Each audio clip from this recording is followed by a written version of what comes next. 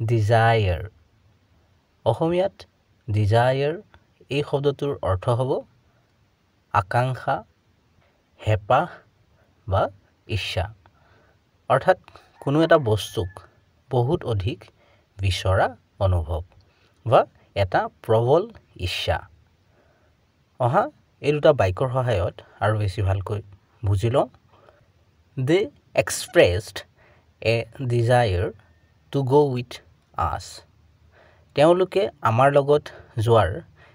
ইচ্ছা প্ৰকাশ কৰিলে he has expressed a desire to see you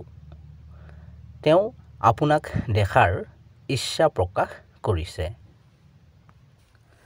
চেনেলটো সাবস্ক্ৰাইব কৰি ল'বা কাৰণ এনে ধৰণৰ ভিডিঅ'বোৰ ইয়াতে পাই থাকিবা